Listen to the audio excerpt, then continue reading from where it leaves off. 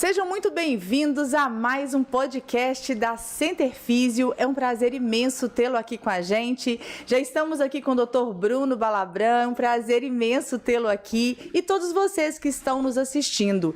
E hoje nós estamos com um médico aqui que vocês vão ficar de queixo caído. Dr. Felipe Armanelli, seja muito bem-vindo.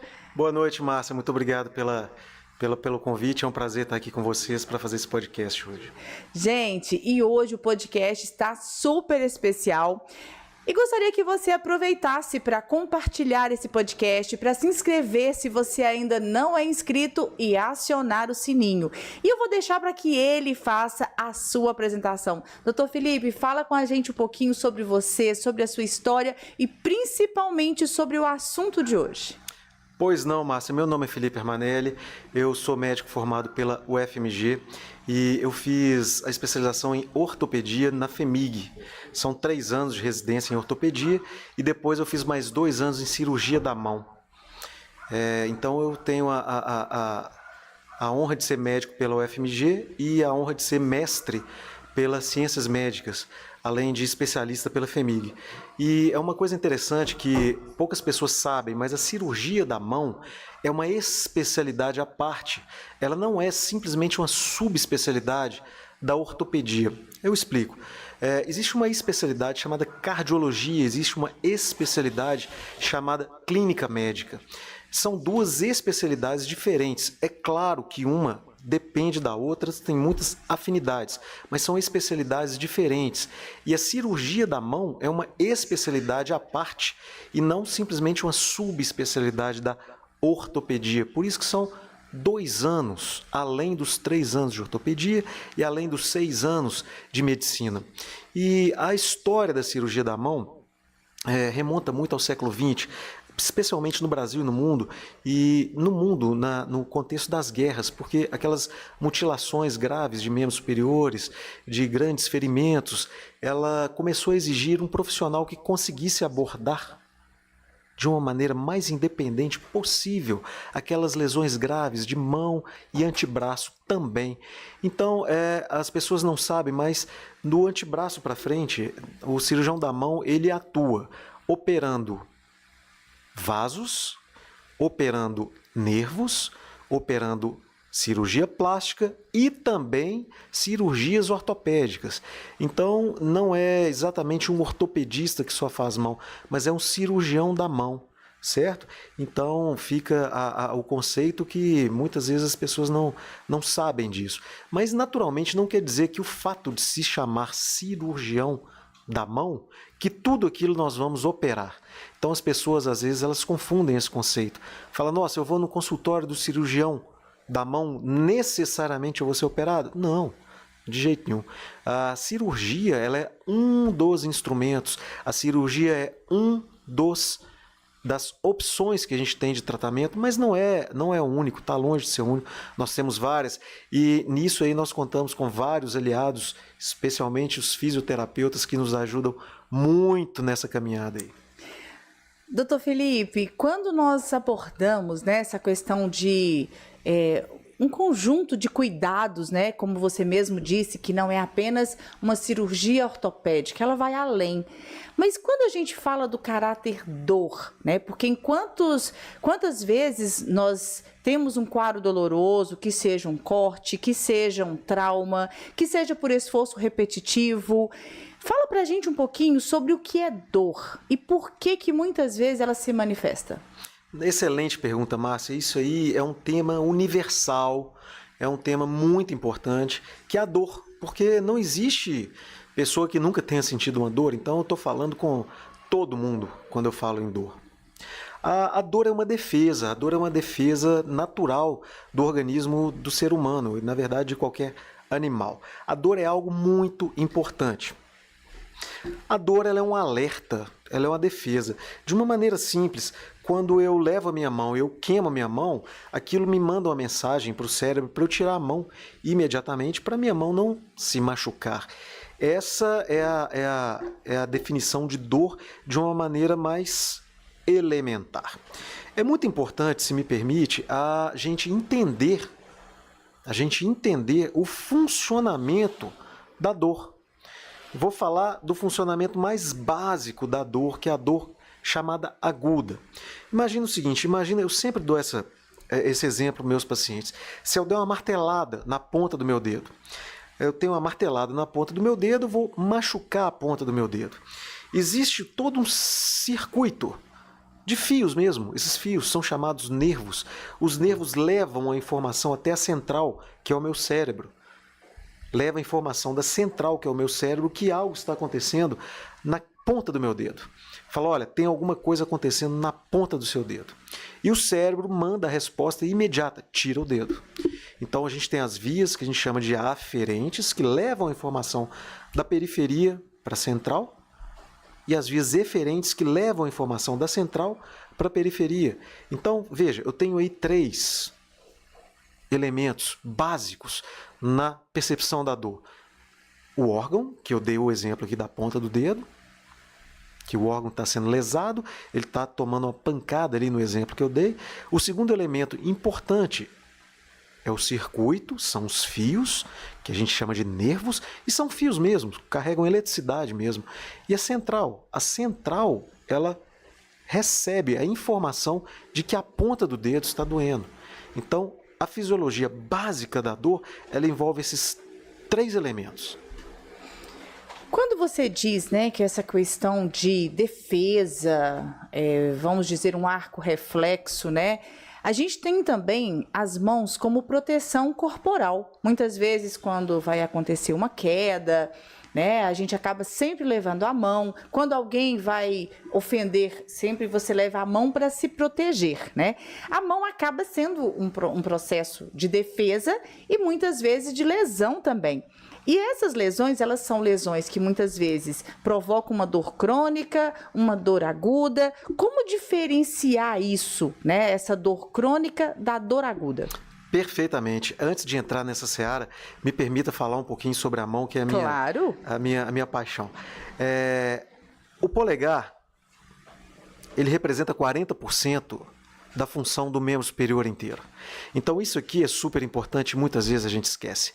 Então na parte mais nobre da minha mão é tudo que está mais perto do polegar, e tudo que está mais longe do polegar é menos nobre. Então eu chamo essa face de face radial e eu chamo essa face de face ulnar. A face ulnar é onde a gente vai explorar o ambiente. Eu nunca vou com o polegar explorar o ambiente. Se eu vou ver se alguma coisa está quente ou está fria, eu vou com essa face do 5º dedo, que é a face ulnar, que a gente chama de sensibilidade protetora. Eu vou com a sensibilidade protetora e se tem alguma coisa que me faz mal, eu tiro imediatamente. Para defesa, eu também ofereço a face ulnar do meu antebraço para me proteger. Eu nunca ofereço a parte radial. Isso naturalmente é uma coisa automática. E eu sempre falo com meus pacientes que caíram e quebraram a mão, quebraram o punho, e falo, olha, é melhor quebrar o punho do que quebrar a cabeça, então tá tudo certo. E a mão é a vice-campeã várias vezes, a gente esquece disso, eu vou explicar. Quem não enxerga, usa as mãos para usar para o braille. É verdade. Né? Quem não ouve, quem não fala, usa as mãos no alfabeto de Libras. Então a mão ela está sempre em segundo lugar e a parte dorsal da mão ela é considerada a segunda parte mais importante esteticamente do organismo. Só perde para a face, porque é muito difícil socialmente você esconder o dorso da mão. É até fácil esconder. Exemplo, a parte interna do braço é facilmente escondível, mas a parte dorsal da mão é difícil de esconder. Então a mão é a nossa queridinha vice-campeã de várias coisas que muitas vezes a gente esquece e deixa para um segundo plano. Mas voltando à pergunta, muito boa, a diferença entre dor aguda e dor crônica, não só na mão. Vamos explicar isso. Por definição, combinou-se que a dor crônica é aquela que vem mais de 3 meses de duração. É aquela dor que a gente sente durante mais de 3 meses. E aí cabem algumas colocações muito importantes. Eu dei meu exemplo de dor aguda como um fator protetor, é um alarme. A dor aguda é um fator protetor. Quando eu machuco a ponta do meu dedo, para pegar de novo aquele exemplo, eu tiro o meu dedo do prego ou da panela quente. É um fator protetor. Eu citei para você que nós temos 3 elementos da dor. O órgão, que eu dei o exemplo do dedo, mas pode ser o pé, o fígado, ou a cabeça, ou o nariz, etc, etc, etc. Os nervos, que são os fios, e a central, que é o cérebro. E uma coisa interessante é o seguinte, pode acontecer desse alarme ficar disparando de uma maneira contínua, por várias razões. Um exemplo mais óbvio seria se a martelada no meu dedo continuasse. Então eu estou fazendo aquela excitação contínua da ponta do meu dedo. Mas não é só no órgão. E é aí que mora o X da questão para entender a dor crônica. E aí eu convido o espectador a prestar muita atenção nisso, que provavelmente eu vou clarear muitos conceitos que muitas vezes são difíceis de entender, ficam um pouco nebulosos. Os fios, a fiação, que são os nervos, eles são excitados, eles passam a eletricidade, mas eles podem ser hiperexcitados, eles podem ser excitados de uma maneira exagerada e contínua, por várias razões. Nós podemos entrar nisso já já. E outra coisa, a central, que é o cérebro, ele pode ficar hiperexcitado também, de uma maneira contínua, como se fosse um alarme soando o tempo inteiro. Onde que eu quero chegar? A dor crônica, acima de 3 meses, ela não significa proteção, ela não significa alerta. Ela é um mau funcionamento desse circuito.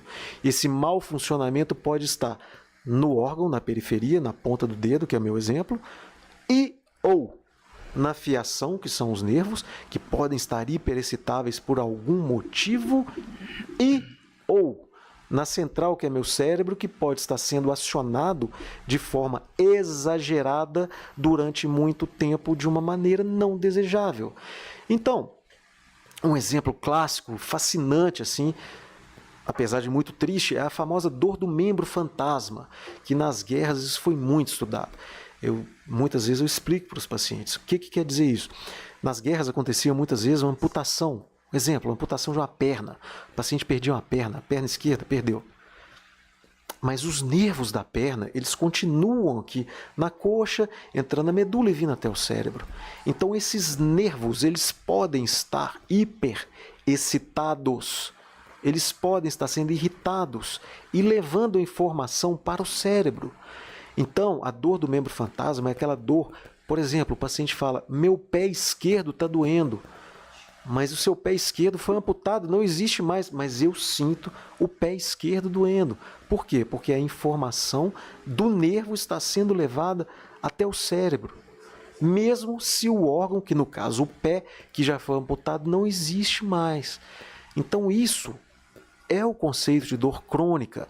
E uma coisa que tem chamado muito a atenção ultimamente, inclusive foge um pouco aqui da minha especialidade, nós temos uma especialidade hoje que chama medicina da dor ou clínica da dor, que são médicos especialistas em tratar dor crônica, que são muito importantes, que são aliados também nossos e aliados do fisioterapeuta, aliados do paciente no tratamento da dor crônica. Doutor, nós temos aqui várias pessoas que estão nos mandando perguntas.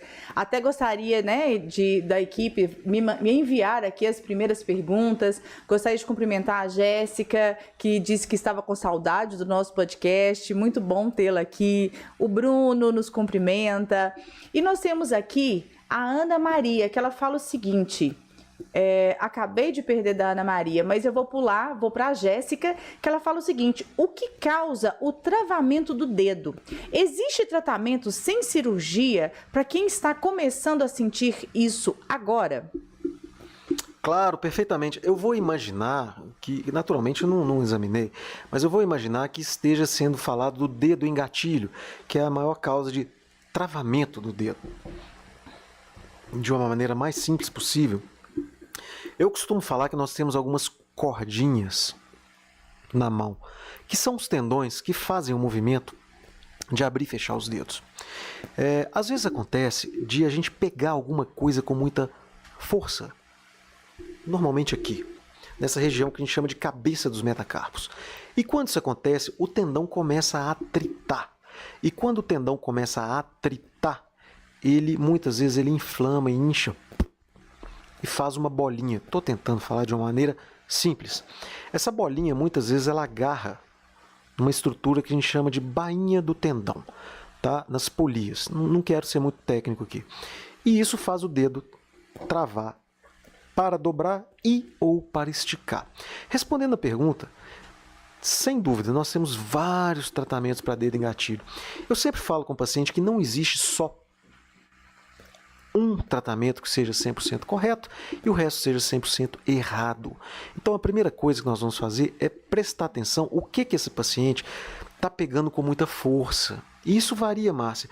Isso varia de pessoa para pessoa. Isso pode ser, um exemplo, a raquete de tênis. Isso pode ser um volante de carro. Isso pode ser um pano que a pessoa está torcendo. Varia. Então a primeira coisa que nós vamos ver é o que a pessoa está pegando com muita força. Fator causal, né? Sim, o fator causal. Ver o que a pessoa está pegando com muita força e colocar menos força. Na minha experiência, eu vejo muito que muitas vezes as pessoas dormem fazendo isso aqui com a mão e não percebem. E, na verdade, eu nunca li nada sobre isso, apesar de já ter procurado, mas na minha prática eu vejo que está um pouco associado com bruxismo, que é aquela dor da articulação temporomandibular, que muitas vezes as pessoas dormem travando essa articulação. Então, muitas vezes as pessoas que têm dedo em gatilho, que me procuram, também têm bruxismo, eu tenho observado isso. E então eu viro e falo para a pessoa o seguinte, veja, para começo de conversa, não durma fazendo isso. Aí a pessoa me responde, mas dormindo eu não controlo? Claro. Então, muitas vezes a gente usa algumas órteses, algumas talas, que eu posso usar a tala para o punho, posso usar a tala especificamente para o dedo. Essas talas elas podem ser compradas prontas, elas podem ser feitas sob medida, varia. É uma das opções. É uma das opções. Outra opção é o alongamento passivo, fazer isso aqui o dia inteiro. A fisioterapia tem um papel fundamental no tratamento não cirúrgico do dedo em gatilho. Outra opção que nós temos é fazer uma infiltração. O que seria a infiltração? A infiltração a gente pega um anti-inflamatório potente, um corticoide, dá uma agulhadinha aqui na palma da mão e injeta esse anti-inflamatório. Esse anti-inflamatório ele fica no organismo da pessoa ali 2, 3 meses e costuma dar um alívio bom. Agora, tem alguns casos que o dedo está travando demais, ou alguns casos mais graves, o dedo já não estica, nem com o auxílio da outra mão. E às vezes isso está incomodando tanto o paciente, nós podemos submeter o paciente a uma cirurgia, que a gente faz muito lá no Hospital Belvedere, a gente faz com anestesia local e sedação. Tá? A gente abre a polia, abre aquela estrutura. Eu costumo falar que eu abro o caminho do tendão, que o tendão vai correr sem obstáculos. Normalmente a alta é dada no mesmo dia e eu já falo com o paciente para mexer a mão imediatamente.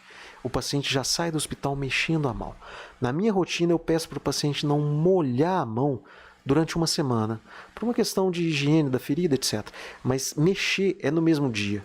Então celular, caneta, computador é no mesmo dia e tem a grande vantagem de que normalmente é uma solução definitiva para o dedo em gatilho. Então, respondendo a pergunta que foi muito boa, a cirurgia é uma das opções, mas não quer dizer que seja a única. Pelo que eu pude perceber, né, diante da nossa conversa, você sempre elege o tratamento conservador, né? Tenta fazer tudo aquilo que é possível para evitar uma cirurgia. Ela só é realizada quando realmente já não tem mais jeito, né, doutor? Veja, Márcia, na Faculdade de Medicina ensinam pra gente um ditado clássico que em francês rima, mas eu não sei falar muito bem francês. Então vocês me desculpem, mas dans la médecine comme dans l'amour, n'y a jamais, n'y a toujours. Significa na medicina e no amor, não há nunca e não há sempre. Então sempre... Não. Existem condições que são cirúrgicas e pronto, acabou. Existem certos tipos de fratura, por exemplo, que tem que ser operado, senão vão deixar algum grau de sequela, e nós vamos operar para diminuir a chance de ser sequela aquilo ali. Existem condições na mão, por exemplo, a doença de Kienbock, outra condição que é a doença de Dupuytren, quando já está mais avançada.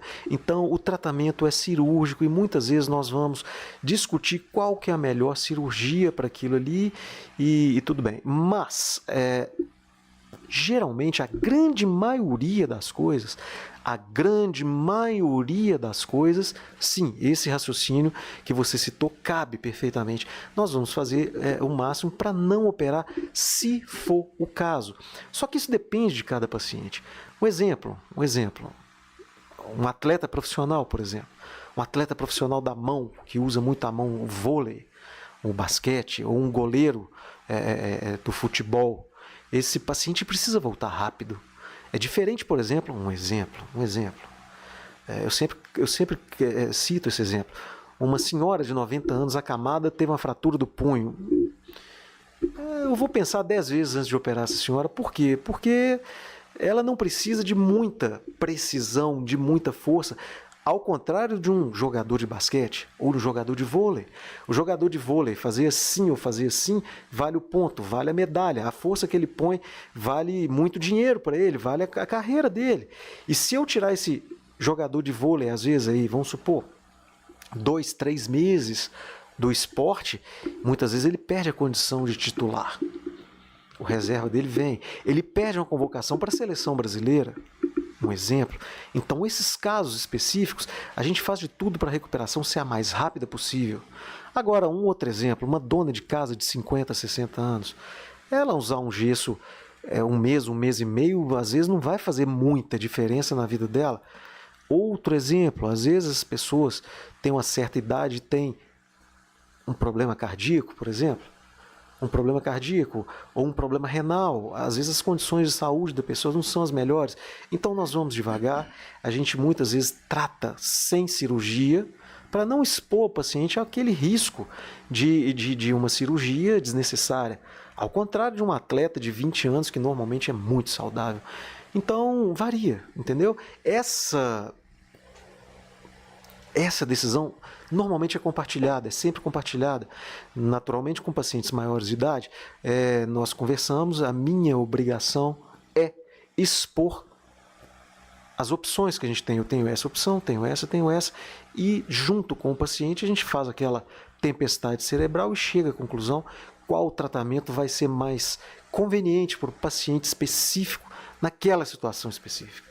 Doutor, nós temos aqui algumas perguntas, vou tentar responder todas, né? Fazer todas as perguntas aqui para o doutor. Hoje nós estamos com bastante pergunta.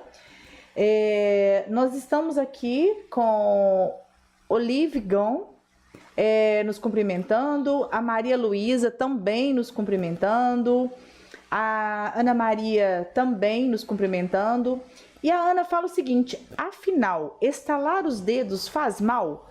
Pode causar engrossamento das articulações ou artrite ao longo prazo? Não. Ponto. De uma maneira curta e grossa, a resposta é não. Não, né? Não, isso é mito, tá? Estalar os dedos não faz nenhum mal. Podem continuar estalando sem problema nenhum. Isso não vai te trazer nenhum problema no futuro. Explica pra gente, então, doutor, o que são esses estálidos? Então, isso aí não tem uma resposta muito clara ainda. Existem teorias, tá? Algumas pessoas acreditam que não quero ser muito técnico, mas por uma questão de osmose, o ar vai saindo das articulações e as articulações vão ficando sem ar, e quando a gente estala, o ar volta de uma maneira abrupta e faz esse barulhinho, tá? Mas não, estalar os dedos não causa artrose, pode continuar estalando sem susto.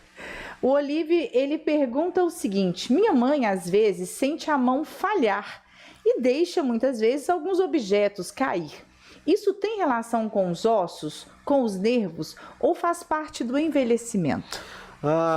Então, tudo que eu for falar para essa resposta específica vai ser o mais comum, tá? O que é a mão falhar? Eu não entendi direito essa esse termo. A mão falhar significa falta de sensibilidade? Significa falta de destreza? Significa falta de força?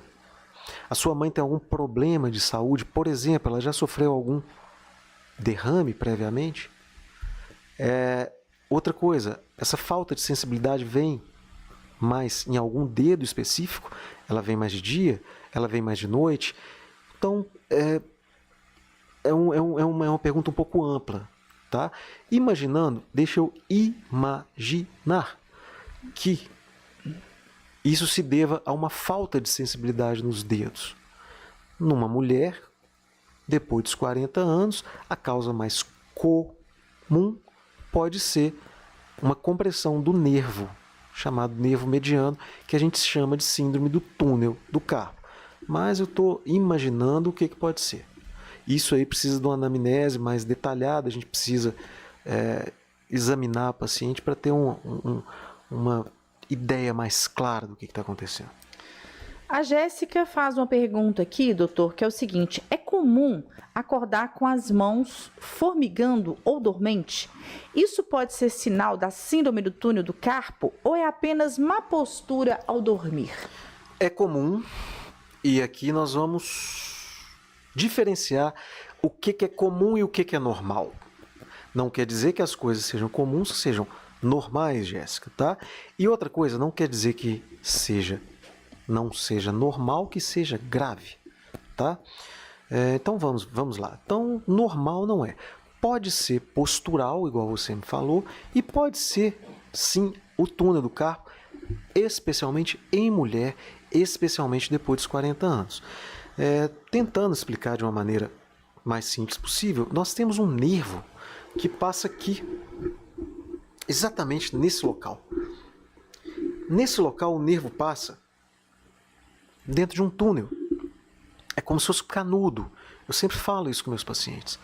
Às vezes acontece do túnel ficar um pouco apertado.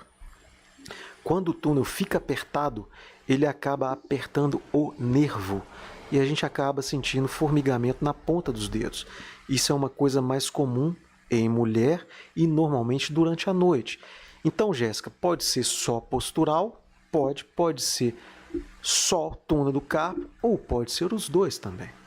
Precisa realmente de uma avaliação mais criteriosa, né, doutor? Sim, a gente precisa de uma avaliação criteriosa, a gente precisa examinar o paciente. Existem algumas manobras que a gente faz para detectar isso. E existe um exame chamado eletroneuromiografia que muitas vezes ajuda também. Eu costumo falar, Márcia, que o diagnóstico em medicina muitas vezes são peças de um quebra-cabeça. Às vezes uma peça solta não me dá muita ideia do todo. Então eu vou juntando várias peças e eu tenho uma ideia melhor do quebra-cabeça. Então uma peça ou outra muitas vezes não me dá o todo, sabe? Então quanto mais peças eu tiver, maior a chance de acertar. Mais assertivo né? Nós temos aqui a Bárbara, ela fala o seguinte: qual a importância da reabilitação especializada? É possível recuperar 100% das funções após uma lesão grave? É complexa essa pergunta, né? Porque como você mesmo disse, né? Ela precisa ter uma avaliação mais precisa, criteriosa de um todo, né? Sim. Vamos lá, se me permite, eu gostaria primeiro de agradecer a Jéssica a pergunta, mas eu vou decompor a pergunta em várias partes. Qual é a importância da reabilitação especializada? Total. A cirurgia da mão ela anda muito abraçada com a terapia da mão. Tá? A terapia da mão é uma área especializada da fisioterapia ou da terapia ocupacional, que são nossas aliadas importantíssimas na reabilitação do paciente. Então, a Jéssica usou um termo perigoso, que é 100%, junto com a palavra grave. Então, o que é uma lesão grave? O paciente enfiou a mão numa máquina de moer cana, por exemplo, ou o paciente estourou a mão num rojão, são lesões graves. Então, falar em 100% é complicado. O que nós fazemos, tanto os cirurgiões da mão quanto os terapeutas da mão, é reabilitar de uma maneira mais positiva, mais precoce e mais intensa para sempre objetivar esse 100%, Jéssica. Se nós vamos conseguir ou não, vai depender de uma série de coisas. Primeiro, o grau da lesão. Segundo, o cuidado médico que foi feito. Terceiro, o cuidado de reabilitação e várias variáveis do próprio paciente. Por exemplo, paciente mais novo recupera mais rápido. Uma criança, um adolescente se recupera mais fácil do que um idoso. Um paciente com comorbidades, por exemplo, um diabetes descontrolado, ele vai ter mais dificuldade de reabilitar. De uma maneira um pouco mais ampla, não especificamente nesse caso, Jéssica, eu costumo falar que mão parada é igual a problema. É claro, se eu tive a fratura ontem, eu vou imobilizar o tempo da fratura, 4 semanas, 6 semanas, dependendo da fratura, etc. Mas uma imobilização prolongada, normalmente ela vai levar a uma rigidez articular e muitas vezes ela vai disparar o gatilho da dor crônica que eu estava falando mais cedo. Então esses são fatores de mau prognóstico, esses são fatores que atrapalham a gente a chegar no 100% de reabilitação que a gente deseja. Mas eu costumo falar que o 100% é sempre a perfeição. Ninguém é perfeito, tudo bem, mas a gente sempre tem que mirar, a gente tem que sempre ter como objetivo a perfeição. Se nós não vamos conseguir, a gente não deve ficar frustrado, mas o nosso objetivo tem que ser sempre o melhor possível. Nós temos aqui uma pergunta da Rose Perini, que ela fala o seguinte: eu fiz uma cirurgia recente no dedo, bem complexa e bem delicada, um corte. O que eu posso fazer para evitar artrose no futuro? Bom, eu não sei que cirurgia foi feita, tá? No dedo, parece uma bobagem, mas no dedo nós temos várias estruturas que se comportam de maneiras diferentes. Um osso se comporta de uma maneira completamente diferente de um tendão, que se comporta de uma maneira completamente diferente de um nervo, que se comporta diferente de uma articulação, por exemplo, tá? Então, não sei qual cirurgia foi feita, não sei qual foi o machucado específico, mas enfim. Sobre a artrose pós-traumática especificamente, a artrose pós-traumática ela é mais comum naquelas fraturas intra-articulares. O que eu quero dizer? Naquelas fraturas que tiveram um componente dentro da articulação, existe a chance maior de ter uma artrose. O que é artrose?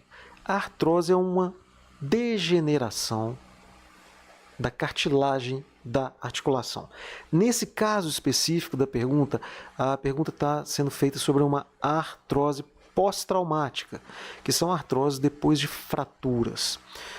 De uma maneira mais ampla, Márcia, é muito importante, agora eu queria falar um pouquinho de artrose de uma maneira ampla, não necessariamente da artrose pós-traumática. Artrose de uma maneira ampla. É muito importante que as pessoas entendam o seguinte: existe um componente genético para a artrose. Então, algumas pessoas têm maior propensão a ter artrose.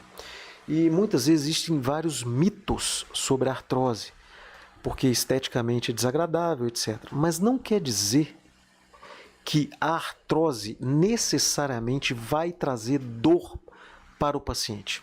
Eu costumo falar o seguinte: se for para você ter artrose, você vai ter artrose. Se for para você não ter artrose, você não vai ter artrose. Isso vai muito da genética. E, abrindo um parêntese, isso fica uma coisa um pouco perigosa, porque existem várias pessoas que vendem fórmulas milagrosas para evitar de ter artrose no futuro e, infelizmente, isso não funciona na prática. Mas o que eu quero dizer é o seguinte: a pessoa que tem artrose, ela está condenada a ficar sentindo dor? Não.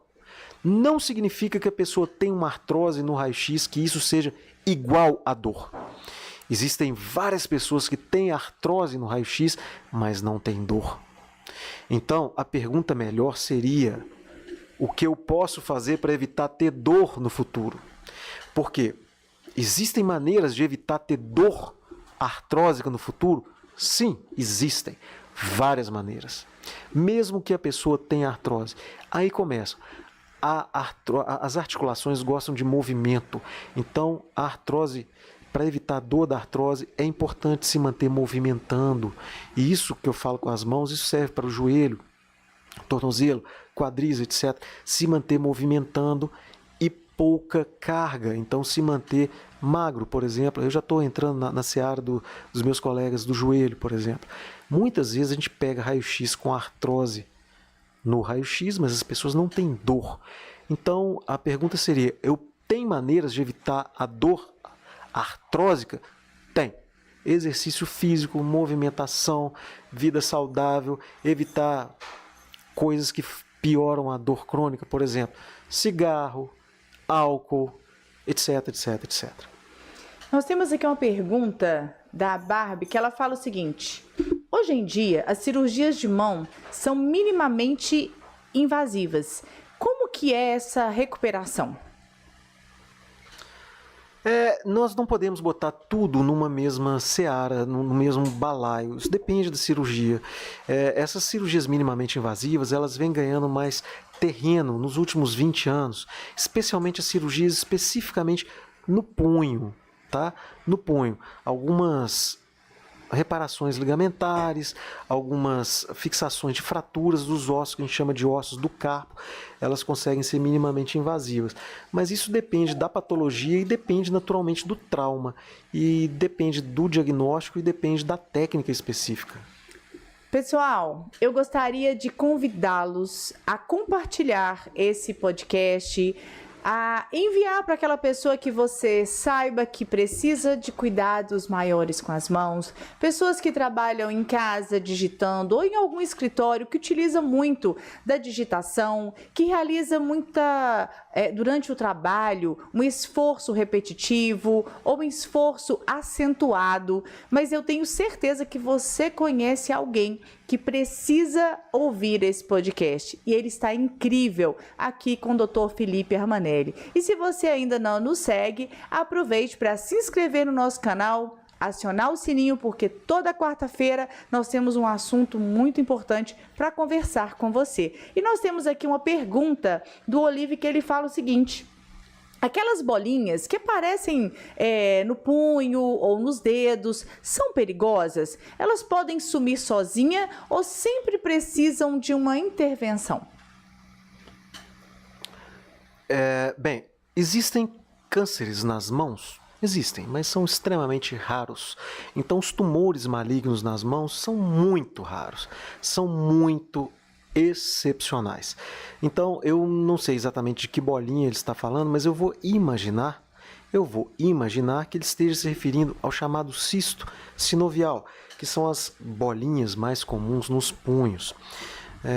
Não são perigosas, eu estou falando do cisto sinovial. Desde que eu tenha certeza que é um cisto sinovial, naturalmente. Então, eu estou falando sobre cisto sinovial. O que é o cisto sinovial?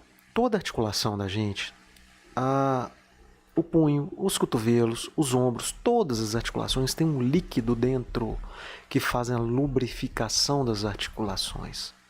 Às vezes acontece desse líquido escapar e encher como se fosse um balãozinho. Claro que eu estou falando de uma maneira simples. Esse balãozinho é o cisto sinovial. O cisto sinovial não é câncer, não vira câncer, não espalha, não mata, não aleja. Eu estou falando da maneira clara, desde que seja cisto sinovial. Pode acontecer do cisto ficar do mesmo tamanho, pode acontecer do cisto aumentar, pode acontecer do cisto diminuir e pode acontecer do cisto sumir sozinho. Então, muitas vezes as pessoas me perguntam o seguinte: se eu tenho cisto, eu tenho que operar? Não necessariamente, não necessariamente. Se o cisto não está te incomodando, não está feio, não está doendo, tem pouco tempo, a gente pode esperar, a gente pode usar uma órtese, uma tala noturna, a gente pode fazer uma aspiração. Tem maneiras de tratar o cisto. Agora, se o cisto está muito grande, está muito feio, está muito doloroso, está te incomodando por alguma razão, você quiser operar e quiser tirar o cisto, podemos operar, podemos tirar. E aí eu vou pegar o gancho da pergunta anterior. A cirurgia do cisto sinovial é uma das opções de fazer via artroscópica, que é uma cirurgia minimamente invasiva. Então, é possível sim fazer a cirurgia pelo cisto artroscópica ou aberta. Lembrando que, mesmo a cirurgia sendo muito bem feita, 20% dos casos o cisto pode voltar. Então é uma minoria, 80% não volta, mas não é raro voltar. 1 em cada 5, mesmo a cirurgia sendo bem feita, via aberta ou artroscópica, o seu organismo pode fazer de novo e pode voltar o cisto.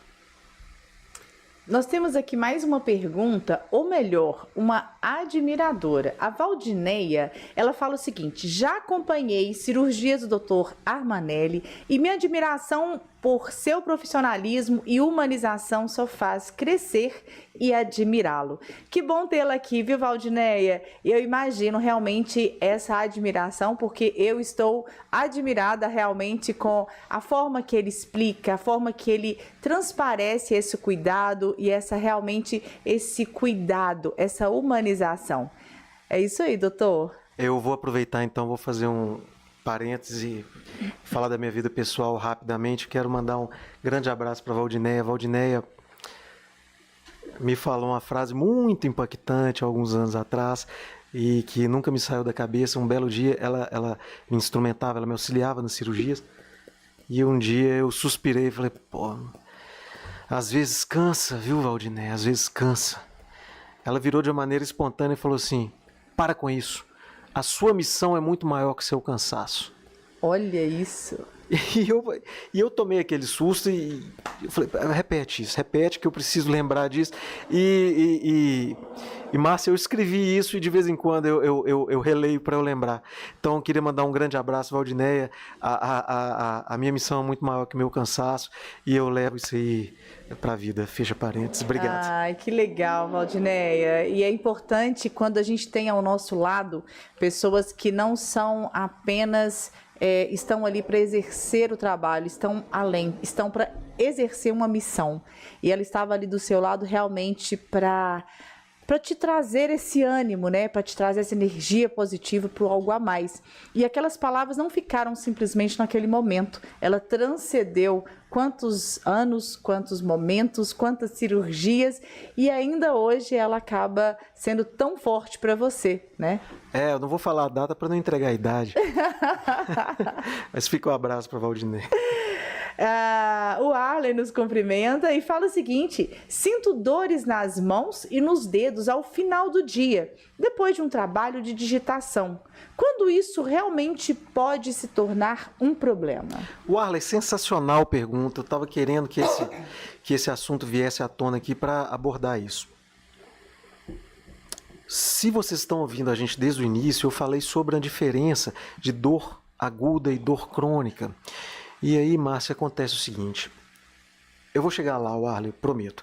Eu vou pegar o fio da meada aqui, porque é muito importante que isso fique bem explicado. Não necessariamente uma dor seja igual a uma lesão. Eu posso ter dor sem ter lesão. E eu posso ter lesão sem ter dor. Então, não são sinônimos, Arlen. Eu posso ter dor sem ter lesão. Eu estou repetindo de propósito. O que eu estou querendo dizer é o seguinte: o dia que eu uso mais o meu joelho, o dia que eu uso mais os meus pés, ou o meu pescoço, ou as minhas mãos, o meu organismo vai me avisar. E a maneira que o meu organismo tem de me avisar é sentindo dor. Isso não significa necessariamente uma lesão. Eu estou falando isso porque na década de 90 teve um boom de um termo horrível, que é a tal da LER, da lesão do esforço repetitivo. E isso trouxe vários problemas na época, etc., inclusive jurídicos, e foi uma discussão jurídica muito grande. Foi passando o tempo, Márcia, a medicina foi vendo que a LER, do jeito que o pessoal pintava, ela não existe. É claro que a dor existe. É claro que a dor existe. Como eu acabei de falar, o dia que eu uso mais as minhas mãos, o dia que eu uso mais, eu vou sentir dor, tudo bem. mas não quer dizer que isso vai me deixar uma lesão. Eu estou falando isso porque muitas vezes esse nome de lesão fica na mente dos pacientes, no inconsciente, e muitas vezes a preocupação do paciente faz uma dor que é desse tamanho virar uma dor deste tamanho. E eu sempre brinco com meus pacientes que eu morro de medo, Márcia, eu morro de medo de vizinha. Vizinha, comadre, amiga, colega, com o perdão do palavrão, a diaba da vizinha só chega perto do meu paciente para falar desgraça, Márcia. Fala assim, olha, Warley, no final do dia você está sentindo dor, dá até um sorriso. Ai, daqui 5 anos, Warley, sua mão tá podre, sua mão tá torta, nunca mais você consegue. Tudo besteira, Warley. Veja, o dia que você se esforçar mais, vai doer, mas não quer dizer que isso vai te deixar uma sequela. Não quer dizer que isso vai te deixar uma lesão. Ponto. Continuando o assunto. Você me fez uma pergunta sensacional. Quando isso é um problema? Primeira coisa, mesmo se não tiver uma lesão, se a dor está te incomodando, pode virar um problema no seu dia a dia, mesmo que não seja uma lesão, mesmo que não seja algo grave. Se é uma coisa chata, é um problema. Se é uma coisa chata, mesmo que não seja grave, me procura, vamos dar um jeito nisso. Nós vamos ter várias maneiras de tirar a sua dor. Eu me preocupo em tirar a sua dor. E outra coisa, eventualmente, podemos ter, já me citaram, dedo em gatilho, ou um túnel do carpo, ou uma tendinossinovite específica, etc, etc, etc. São condições que nós conseguimos tratar e conseguimos curar. Conseguimos curar. Exemplo, tem uma tendinossinovite, uma tendinite, chama Dequervain, que é uma tendinite que dá aqui e tal, enfim. A gente pode tratar com cirurgia ou sem cirurgia, com fisioterapia ou com infiltração ou com órtese e melhora a dor. De uma maneira ou de outra, melhora a dor. Resumindo, Warley, eu estou querendo dizer o seguinte, não existe uma condição que você digitar demais vai te levar uma sequela incurável para o resto da sua vida. É isso que eu estou querendo te dizer. Doutor, se me permite, eu sou ergonomista e sou fisiologista também, né? Eu vou entrar num âmbito aí, até mesmo da questão ortopédica, principalmente por ter muito contato com trabalhadores. A gente, até na nossa clínica, na Center Físio, a gente tem um cuidado muito grande com essa questão de entender o que foi o processo causal. E muitas vezes, como ele mesmo disse, ao final do dia de um trabalho de digitação, ele acaba tendo muitas dores, né? E isso tem aquela questão, pode ser um problema? Quando você não identifica qual é o principal fator causador, né? E realmente não procura resolver aquela questão, vários trabalhadores, tanto eu vou falar da minha atuação tanto na empresa quanto na clínica recebendo esse paciente. Muitas vezes no trabalho ele acaba fazendo ali realmente um esforço repetitivo e hoje dentro da questão principalmente da NR17, né, nós temos aí acima de 37 toques por minuto para ser considerado realmente um esforço repetitivo. Se não, é um esforço de repetição, né? E isso acaba sim, como você mesmo disse, provocando uma fadiga muscular, provocando dor, e ela precisa ser entendida. Em qual ponto que isso deve ser tratável, né? Até que ponto que isso precisa de uma intervenção. Então, quando nós temos isso bem definido, né? Muitos trabalhadores que utilizam essa digitação, ao final do dia ele vai tocar violão. E aí, o que realmente está provocando essa dor? É o trabalho? E de quanto em quanto tempo que você para essa digitação para movimentar os dedos, para fazer um alongamento, para dar um conforto, para ter um certo repouso ali? E da mesma forma, esse movimento que é o dedilhar, né, do violão. Então, eu trago isso porque realmente é importante conhecer o fator causador para que a gente possa ter um direcionamento aí de como levar esse tratamento. E muitas vezes o paciente, quando ele chega até a gente, não é simplesmente nós vamos resolver o problema. Nós juntos precisamos eliminar o fator causador, ou muitas vezes, quando a gente não consegue eliminar, como lidar com ele para que a gente possa ter sucesso, para que a gente possa ter resultado, né? Warley, acabamos de corroborar o que eu falei. Não fica sofrendo com coisa que tem jeito, entendeu? Se tá te incomodando, se a dor tá te incomodando e tem jeito de resolver, resolva. A Márcia tá te esperando lá na centerfísio. Tô esperando a centerfísio, viu, Arley? Mas é verdade. Quantas vezes que o problema do paciente está no fator causador? Não adianta a gente só querer tratar, sem retirar o fator que está provocando isso. E naturalmente não é a cirurgia que vai resolver isso. Respondendo a pergunta lá de trás, exatamente. E mais uma vez corroborando a imensa importância da fisioterapia no tratamento das mãos dos nossos pacientes. É verdade, doutor. Eu sou muito agraciada, né? Eu falo com muita paixão da fisioterapia, até mesmo por esse contato diário ali com o paciente.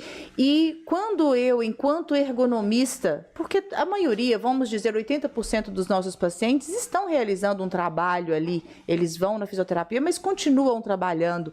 E quando nós detectamos algo que está relacionado ao trabalho, ao hobby que ele pratica, e a gente conseguir levar para ele, muitas vezes, uma qualidade de vida, para que ele continue fazendo o que ele gosta, o que ele quer fazer, mas com uma qualidade, aí faz todo sentido. Então, realmente, quando você diz, né, que a fisioterapia traz essa recuperação, essa transformação mesmo, como você mesmo disse, da dor em qualidade, isso realmente enche o coração. E quando a gente trabalha junto, médico, fisioterapeuta e paciente, tem um sentido todo especial. Perfeito, e é justamente isso que a gente fala, o seguinte, o ser humano não nasceu para sentir dor. O que eu estava falando é isso, a dor tem um efeito protetor quando é uma coisa aguda, mas se você está sentindo dor dia após dia, não tem por que você ficar sentindo dor. Sentir dor é normal. Não, não é normal. Pode não ser grave, mas normal não é. E se é uma dor, e normalmente é uma dor que tem jeito de resolver, resolva, não fique sofrendo. Só pegando o gancho ali do Arley, né? Eu falo até mesmo como ergonomista também.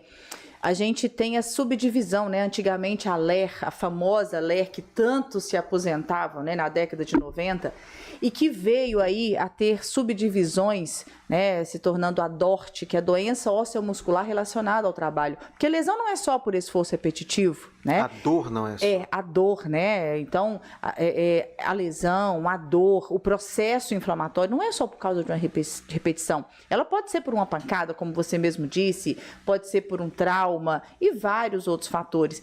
E entra numa questão que você disse logo no início, a dor associada a uma queimação, a um formigamento, a uma perda da sensibilidade. Isso é uma conjuntura que aí sim entra a questão da problemática que ele falou, né?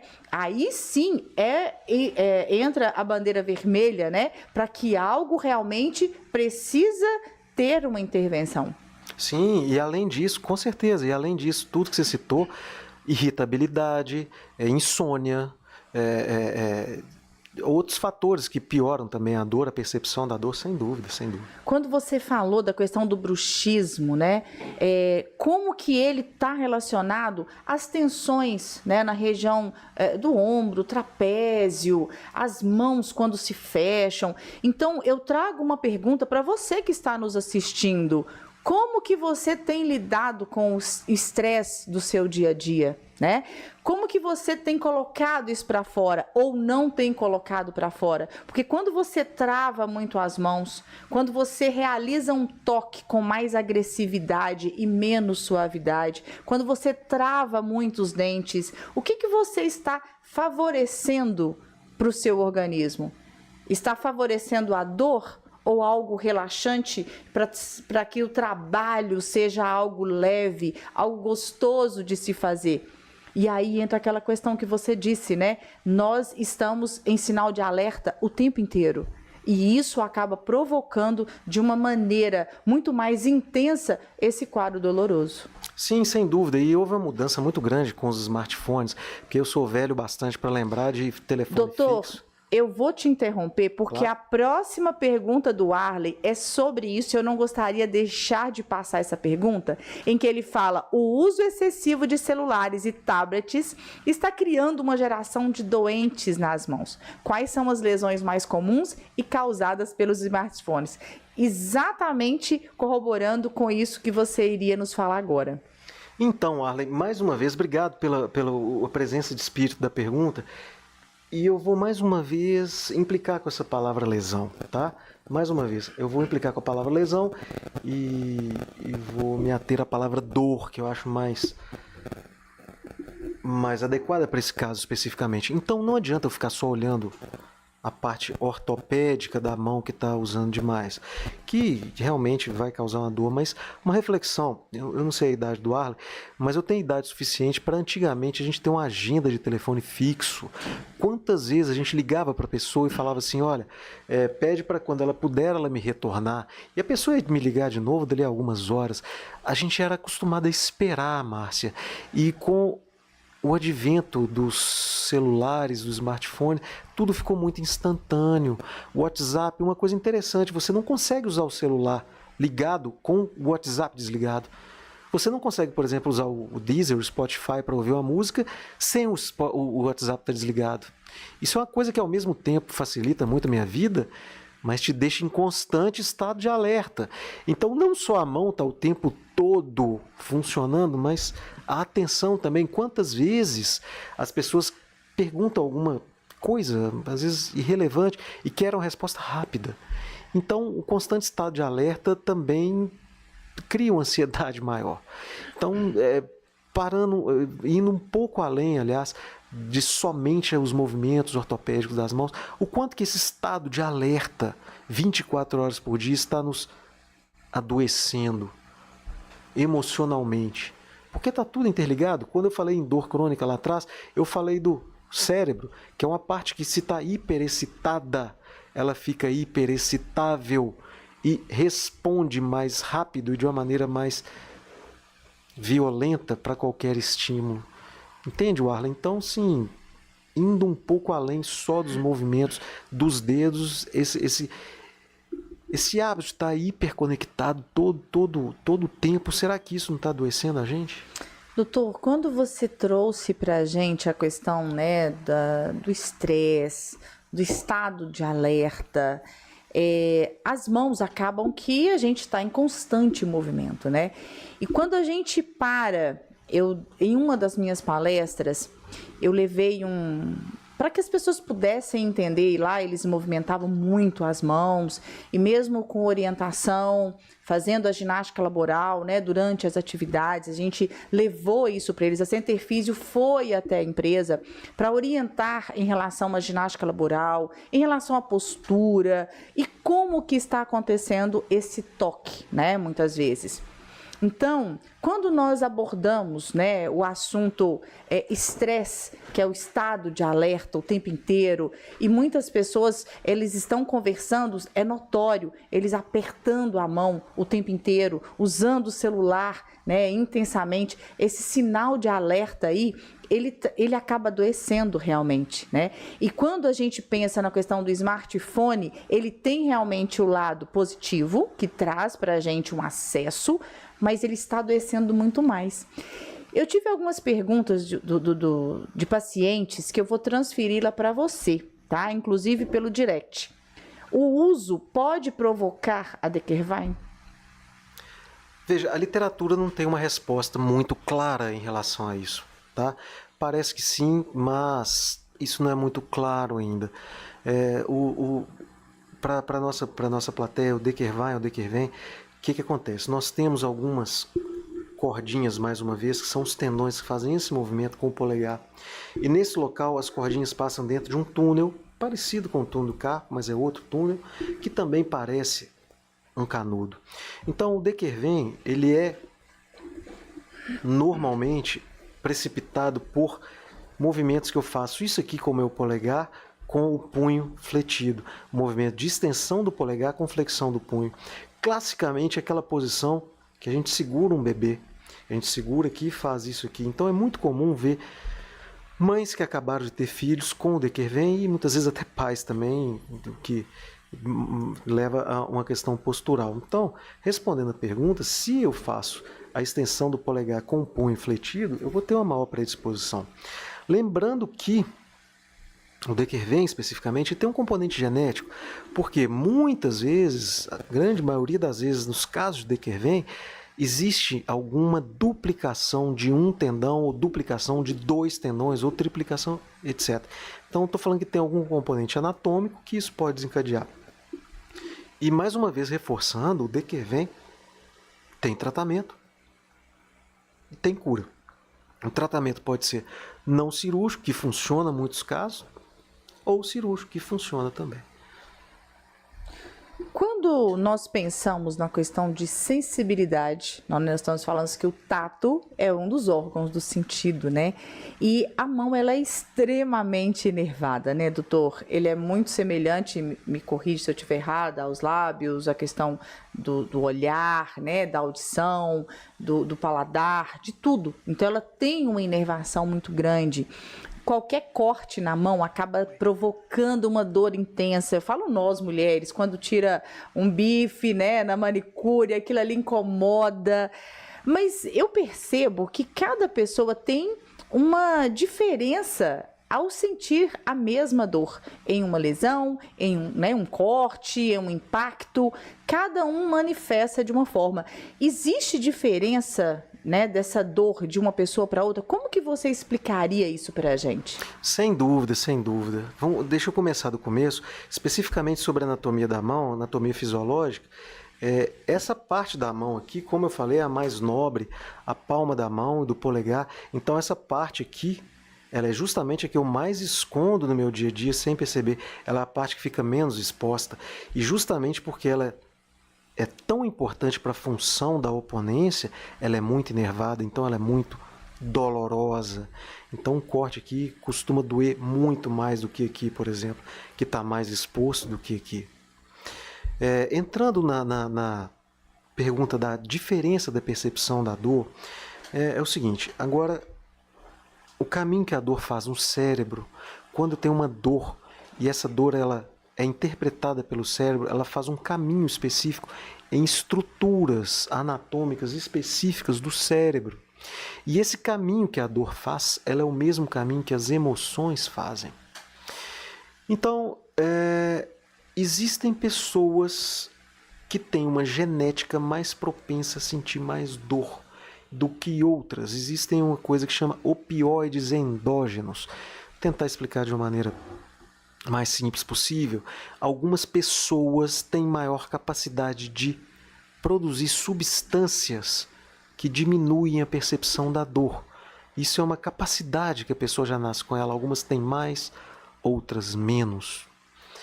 E outra coisa é o seguinte, quem já é acostumado a sentir dor de uma maneira crônica, já fica com esse circuito mais excitável e mais excitado. Então qualquer dorzinha, vamos dizer assim, ou qualquer lesãozinha causa uma dor muito amplificada. A gente pode fazer uma comparação com uma pessoa que toca um instrumento musical, por exemplo. Uma pessoa que toca um instrumento musical, ela treina aquilo, treina. Isso chama plasticidade neuronal. O cérebro da pessoa, ela aprende aquilo ali. Então você vê que guitarristas não precisam olhar para a guitarra para fazer aquilo, porque o caminho já está gravado no cérebro. Infelizmente, isso acontece para a dor também. A gente aprende a ficar sentindo dor.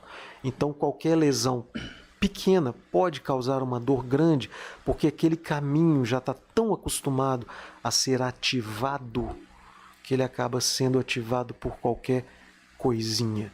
E aí cabe uma explicação interessante. Veja, isso não é frescura, isso é biológico. Não é que a pessoa está exagerando a dor, não, ela sente a dor.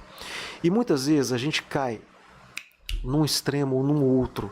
Muitas vezes o médico, ele pode tender a subestimar a dor do paciente. Existem frases que eu acho horríveis. Assim, essa dor é normal. Não, peraí. Dor nunca é normal.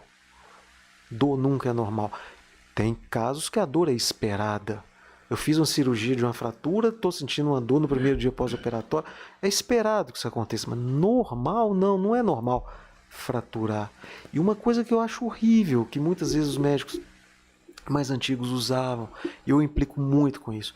Você vai ter que acostumar com essa dor mesmo. Nossa, essa frase, ela dói. É.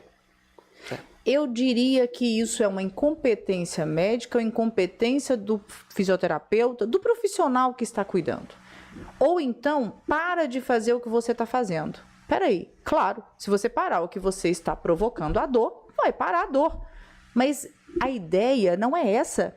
A ideia é que nós, enquanto profissionais competentes, possamos entender o fator causador e mudar a estratégia.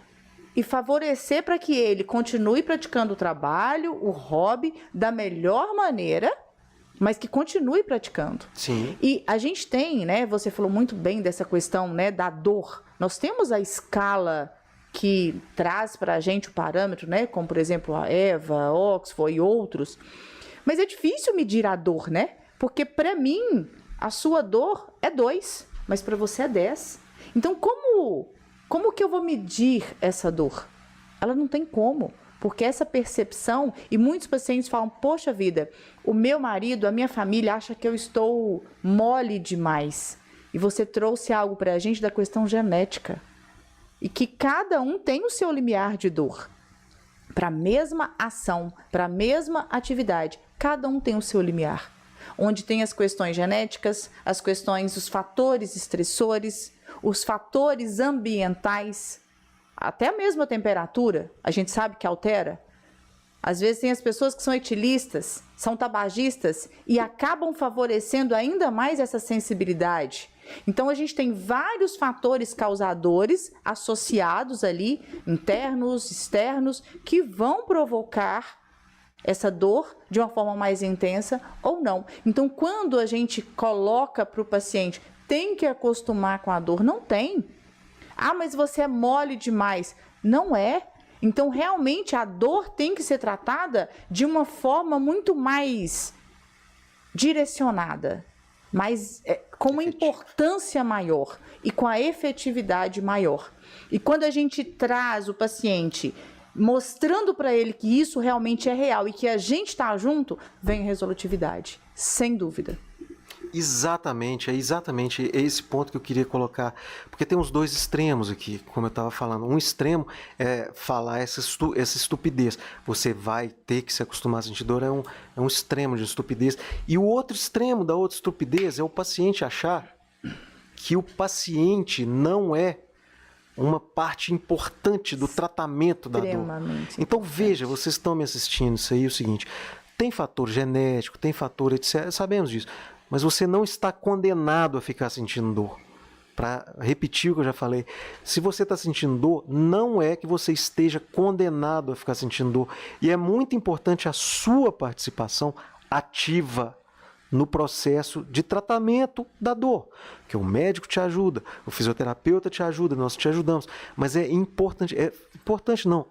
fundamental, é imprescindível a participação do paciente no tratamento ativo da sua dor.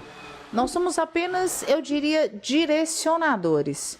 1 hora no tratamento da fisioterapia é o suficiente? E as outras 23 horas em casa? E o final de semana? Então, tem que ter uma ação direta do paciente, ele tem que se envolver com o tratamento. Ah, mas eu pago o plano de saúde. Não. Ah, mas não adianta eu pagar alguém para ir na academia para mim. E o tratamento que a gente traz para o paciente é isso. Não é o pagamento, é o valor que isso tem. O quanto que o paciente está envolvido com a questão. Muitas questões estão relacionadas a gatilhos importantes no dia a dia. Márcia, mas ontem eu não estava sentindo dor e a dor voltou de uma hora para outra. Peraí. O que provocou essa dor de uma hora para outra? Então, ele é parte extremamente importante e eu diria a mais importante.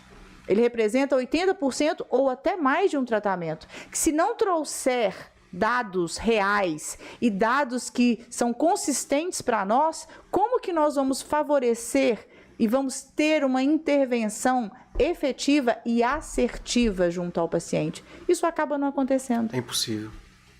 Com certeza. Concordo 100%. Então é isso.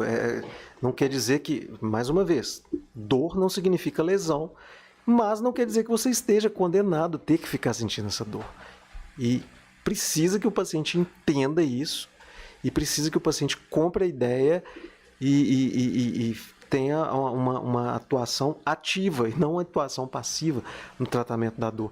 E eu falo, Márcia, se exame mostrasse tudo e se remédio curasse tudo, minha vida era mais fácil. Com certeza. E não é assim, infelizmente. Claro que ajuda, eu sou casado com a radiologista, a Raquel me ajuda demais no diagnóstico. Ela faz ressonância, faz ultrassom, todas as dúvidas que eu tenho para ela. Muitas vezes eu peço para ela revisar laudos, me ajuda várias cirurgias que eu faço ou que eu deixo de fazer, tal. Mas não é uma pedra filosofal que vai resolver todos os meus problemas. Infelizmente, né, que se fosse a minha vida era mais fácil. Doutor, você falou aí da questão da radiologia, né, o exame por imagem. A gente recebe muito paciente que traz pra gente: você acredita que o médico não pediu nenhum exame? Eu vou no outro. Peraí, o médico é tão bom que ele não precisou de um exame de imagem. E o exame de imagem é exatamente para agregar valor, é exame complementar. Ele vai complementar aquilo ali que já foi feito um diagnóstico. Ele apenas vai carimbar. Como você mesmo disse, né? A doutora Raquel traz isso de uma forma muito efetiva. Mas o exame clínico, até mesmo para você saber de qual área pedir e como pedir, qual exame pedir. Muitas vezes o raio-x não vai resolver.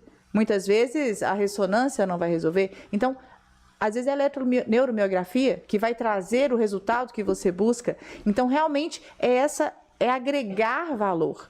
O exame não é a resposta. O medicamento não é o tratamento. É o envolvimento de todo o processo, né? Se me permite, mais uma vez, eu entrar na seara da minha vida, vou abrir um pouquinho a minha vida aqui. Em 2009, eu tive uma crise de hérnia de disco inesquecível. Inesquecível. Eu passei uma semana de cama, literalmente. É porque você não conhecia a Márcia. Porque eu não conhecia a Márcia, sem dúvida. Mas eu tive uma crise de hérnia de disco horrorosa que eu tinha dificuldade para levantar para ir ao banheiro. Eu passei uma semana de cama e depois de uma semana eu liguei para o Dr. Vitor Orellana, um grande abraço, Dr. Vitor, que opera no Hospital Belvedere, um cirurgião de mão sensacional, que é acupunturista. Eu liguei para o Vitor, pelo amor de Deus, me socorre. O Vitor foi na minha casa e fez uma aplicação de acupuntura para me botar de pé. Tudo bem, eu fiz uma ressonância, minha mulher é radiologista, fiz o diagnóstico de 2 hérnias de disco e eu comecei o tratamento fisioterápico, etc. A gente sabe que a hérnia de disco, 95%, agora eu estou entrando na seara dos cirurgiões de coluna, me permitam aqui, elas vão reabsorver, 95% das hérnias de disco vão ser reabsorvidas pelo organismo em 5 anos. Então, o que a gente precisa fazer? A gente precisa diminuir a dor do paciente, precisa diminuir o tempo da dor do paciente para o organismo fazer o serviço dele. Eu fiz sessões de fisioterapia e tal na época, depois de 6 meses eu tive uma nova crise. Veja, Márcia, foi no meio de 2009, eu estou falando de janeiro de 2010, eu estou falando de coisa de 16 anos atrás. Eu tive o cuidado de nunca repetir essa ressonância. E eu vou te explicar o porquê. Eu passei a mão no telefone, eu liguei para o meu grande amigo Hugo Goretti. Alô, Hugo, grande abraço. O Hugo Goretti era um fisioterapeuta que trabalhava comigo na época e todos os casos que eu mandava para o Hugo resolvia. Eu falei: Hugo, eu estou precisando de você, eu tô aqui, tal. Quanto você me cobra para fazer fisioterapia domiciliar? Eu falei: tanto, então vem na minha casa porque não tem desculpa, tá chovendo, tá sol, não sei o que lá, eu vou ter que fazer fisioterapia Enfim, depois o Hugo alçou voos maiores, ele virou até presidente do CREFITA, etc, e não teve mais disponibilidade para me atender. Então faz mais de 10 anos que eu estou com a Terezinha. Alô, Terezinha. Terezinha Malta Palha, que é a minha fisioterapeuta, que eu faço pilates há mais de 10 anos. Eu frequento fisioterapia há 16 anos. E onde que eu quero chegar? Eu quero chegar no seguinte: por que eu não repeti a ressonância? Das duas, uma. Ou a hérnia não foi reabsorvida, e eu vou ficar meio chateado. Pô, a hérnia não foi reabsorvida e tal. Ou a hérnia foi reabsorvida. Se a hérnia for reabsorvida, a gente é ser humano. Eu vou querer começar a não ir na fisioterapia, vou querer ir no pilates. O que vai acontecer com a hérnia ou sem hérnia? Eu vou voltar a ter dor, pô. Então, não me interessa se minha hérnia continua ou não continua. O que eu preciso é ficar sem dor. Então, eu faço pilates semanal, às quartas-feiras de manhã. Eu estava lá hoje. Então, independente de... E eu tenho plano de saúde e tal, eu posso entrar na máquina de ressonância se eu quiser. Vai mudar o quê? Eu preciso ficar sem dor. O que eu preciso fazer para ficar sem dor? Fazer pilates? Façamos pilates. Então, um grande abraço aos meus amigos fisioterapeutas, não só meus colegas de tratamento aos pacientes, mas como a mim como paciente. Eu tenho uma gratidão imensa aos fisioterapeutas, e eu estou citando 2 sem querer ser injusto com tantos que já me ajudaram na caminhada, mas eu estou falando especificamente da minha hernia de disco, a minha gratidão a Terezinha e ao Hugo. Que legal, que relato bacana. E quando você disse que a sua esposa é radiologista e mesmo assim você não foi fazer um novo exame, e você provocou, você falou, poxa vida, eu quero continuar o processo de manutenção. Eu quero continuar fazendo a fisioterapia. E você me lembrou de uma coisa, que é a questão de muitas vezes a dor na mão nem sempre está relacionada à mão. Ela pode ser uma compressão neural, né, na região da coluna cervical. E como você mesmo disse, a hérnia de disco nem sempre é o que está provocando o problema. Muitas vezes uma dor ciática é provocada por uma compressão na região devido à tensão intensa aí do piriforme, dos glúteos, ou de uma alteração do tônus, né, muscular, de um desarranjo muscular, e acabar provocando isso. Nem sempre a hérnia ela é a grande vilã. Então, realmente, como quando você disse essa questão, né, que você escolheu tratar, escolheu continuar se cuidando do que provocar onde está o problema e viver com esse problema. Eu tenho hernia de disco, e muitos pacientes chegam, eu tenho hernia de disco, e quando você vai ver, não é a hérnia que está provocando, não é aquela extrusão, não é aquela protusão discal que está provocando o problema. O problema está sendo por uma compressão ali no nervo piriforme ou em outras áreas corporais. Então, realmente é importante que a gente entenda um contexto geral, e obrigada por trazer esse relato, e me enche os olhos quando você fala da fisioterapia, né? E quando eu digo que realmente a gente juntos, a gente pode realmente ir além, isso me encanta. Eu agradeço mais uma vez. E tem mais, se me permite continuar o meu relato pessoal, eu não abro mão não, tá? E se for o caso de continuar fazendo, eu vou continuar fazendo, porque eu não quero ter dor. Faz muito bem. E o Pilates, ele trabalha exatamente essa questão, né, corporal, é muito importante. Continue fazendo, indico muito para os nossos pacientes, né, principalmente o pós-fisioterapia.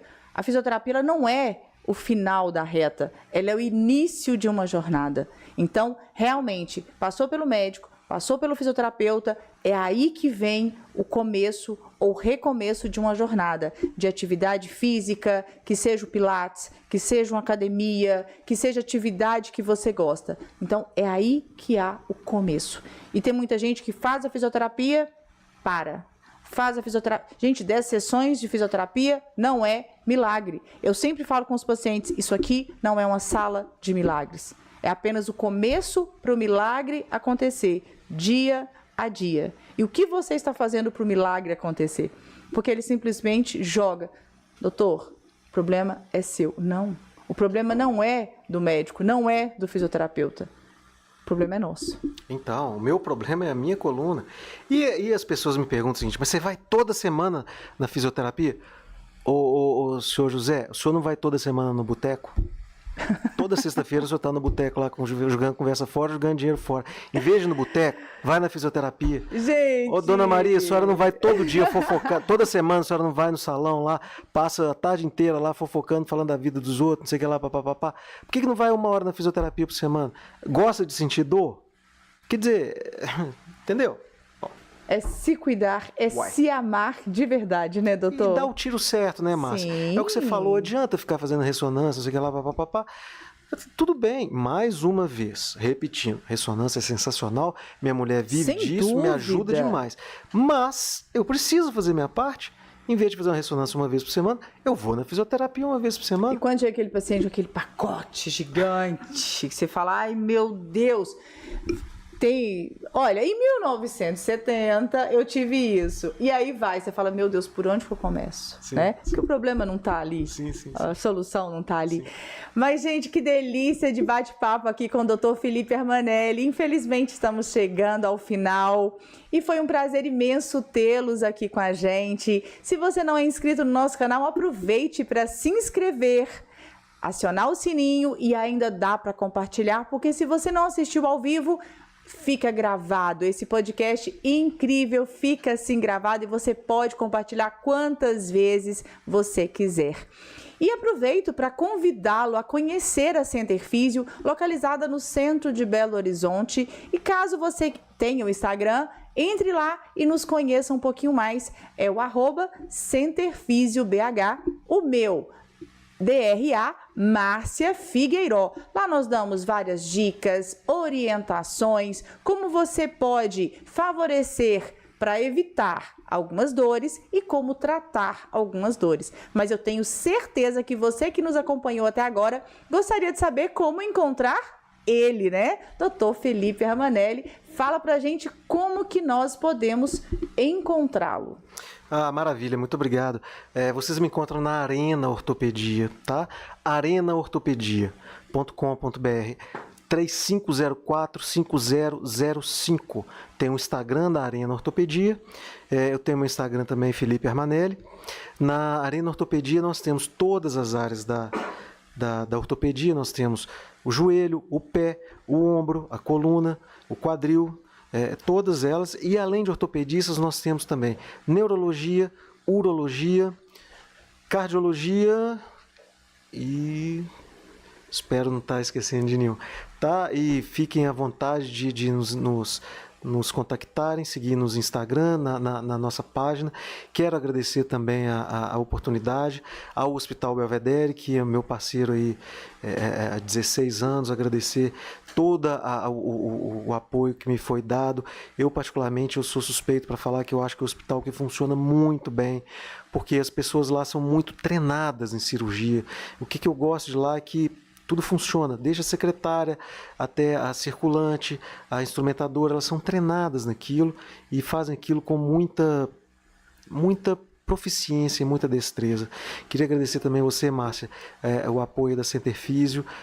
Estou sempre à disposição para que eu puder compartilhar e adicionar mais alguma coisa aí. Muito obrigado pelo convite. Eu que agradeço por essa aula, né, que você trouxe pra gente com tanta clareza.